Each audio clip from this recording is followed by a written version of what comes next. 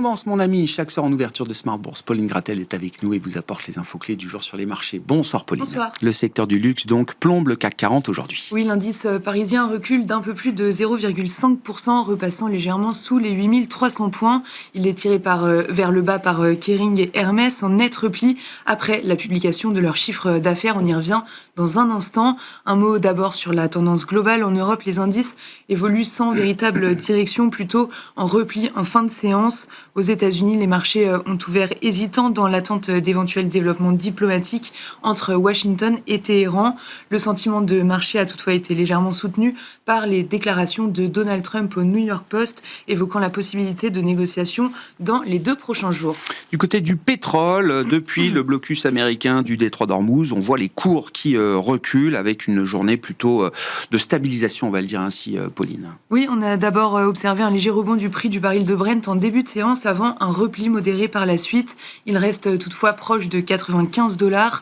De son côté, le WTI américain se tasse autour de 90 $. Sur les marchés obligataires, le rendement américain à 10 ans évolue aux alentours de 4,25%, tandis que son équivalent allemand se situe autour de 3,05%.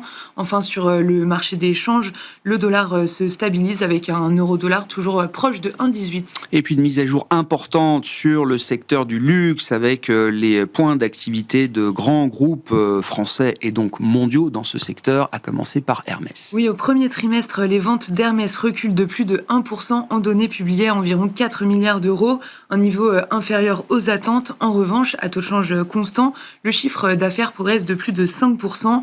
Ces écarts mettent en évidence l'impact significatif des effets de change auxquels s'ajoutent les conséquences de la guerre au Moyen-Orient.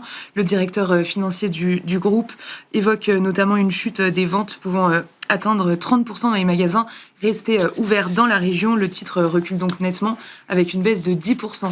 Bon, il y a toujours une prime de valorisation pour Hermès, même si du point de vue des prix, le cours d'Hermès a baissé de 25% depuis un an et sous-performe même son secteur aujourd'hui, ou sous-performe un titre comme LVMH sur la période. Une sanction lourde également pour Kering, qui est malheureusement plus habitué, j'allais dire, à ce genre de dérapage. Oui, le titre chute lui aussi d'environ 10% en séance après la publication de son chiffre d'affaires.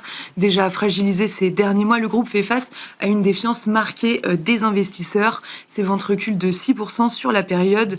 Kering reste pénalisé par Gucci, qui représente près de la moitié de ses revenus et qui continue de sous-performer avec un recul de ses ventes de 8%, marquant son 11e trimestre consécutif de baisse. Et puis ailleurs en Europe, les investisseurs ont été particulièrement attentifs aux résultats publiés, aux chiffres publiés par la première capitalisation boursière du continent. Oui, ASML fait état de résultats trimestriels records. Le bénéfice net bondit de 15% au premier trimestre et relève également ses perspectives de chiffre d'affaires annuel. Malgré tout, le titre cède 4% après être revenu sur un niveau quasi record au cours de la séance. Aux États-Unis, on a regardé les résultats de Johnson & Johnson. Les ventes progressent de près de 10%, mais le bénéfice net plonge de plus de 50%. Résultat mitigé et donc sanctionné. Le titre ouvre en repli de 1% à Wall Street. Et puis on commence à avoir une vue assez globale du secteur bancaire aux États-Unis avec les dernières publications du jour. Bank of America fait état d'un bénéfice net en hausse de plus de 15% au premier trimestre et d'un produit net bancaire qui progresse de 7% à 30 milliards de dollars. Le PDG déclare rester attentif à l'évolution des risques, mais observe une activité saine. Le titre est en hausse de 3% à l'ouverture. Enfin, Morgan Stanley fait état d'un trimestre record. Le bénéfice est supérieur aux attentes portées par les activités de trading notamment. Le chiffre d'affaires de 20 milliards de dollars surpasse également le consensus. Le titre bondit de 5%. Quels sont les événements programmés à l'agenda demain pour les investisseurs sur les marchés, Pauline ? Les investisseurs attendent la seconde estimation de l'inflation de la zone euro pour le mois de mars. Côté micro, on regardera les comptes de TSMC et PepsiCo et il faudra attendre après la clôture pour connaître les résultats de Netflix. Tendance, mon ami, chaque soir en ouverture de Smart Bourse, Pauline Gratel est à nos côtés et vous apporte les infos clés du jour sur les marchés.